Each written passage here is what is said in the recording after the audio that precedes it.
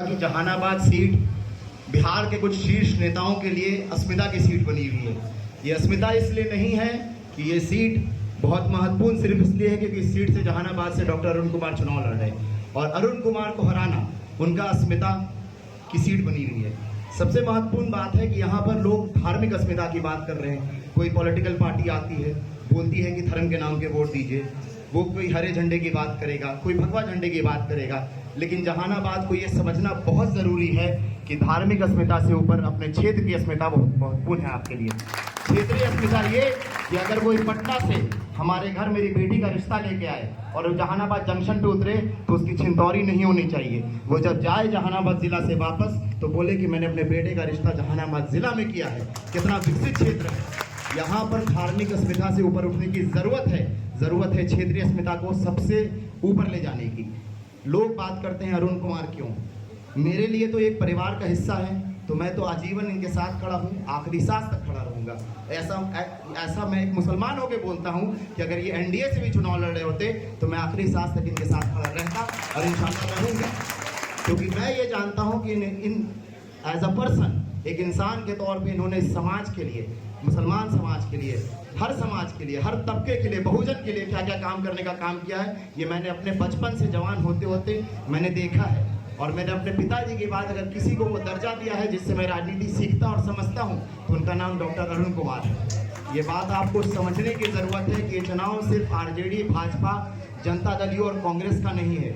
ये चुनाव आपकी अपनी अस्मिता का चुनाव है। क्या हम किसी के बंधुआ मजदूर हैं कि कोई ऊपर से किसी भी हेलीकॉप्टर कैंडिडेट को उतार दिया जाए और हम उसको वोट देते रहें? मैं आपसे पूछता हूं कि चंद्रवंशी को कितने बार आप लोगों ने पिछले 5 साल में देखा है?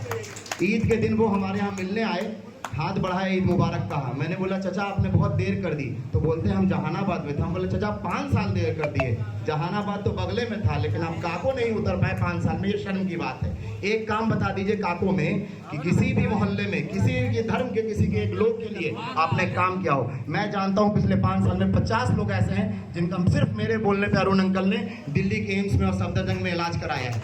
क्या दिया उन्होंने इन लोग को? 2019 में भी इनको वोट नहीं दिया लोगों ने, उसके बावजूद ये इंसान इलाज कराता रहा कि आपकी बहन, बीवी, बेटी सुरक्षित रहे और स्वस्थ रहे।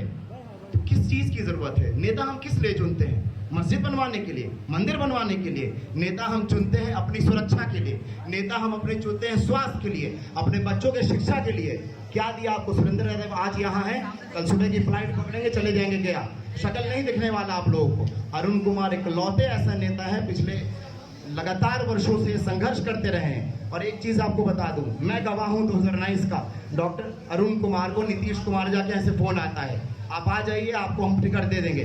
लेकिन वो आदमी है जिन्होंने संघर्ष करना चुना, लेकिन नीतीश कुमार के सामने नतमस्तक होना नहीं चुना। ये अस्मिता है।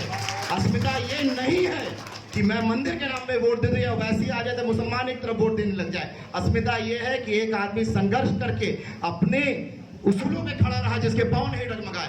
अगर नहीं इस बार इनको वोट दिया जाता है तो ये जहानाबाद की जनता के लिए शर्मसार बात है कि एक ऐसा नेता जिसने अपनी जिंदगी कुर्बान कर दी यहाँ के अवाम के लिए और उसको हम वोट नहीं दे रहे हैं, तो ये नजर झुकाने की बात यहाँ के अवाम के लिए, डॉक्टर अरुण कुमार के लिए नहीं है। बहुत बहुत शुक्रिया।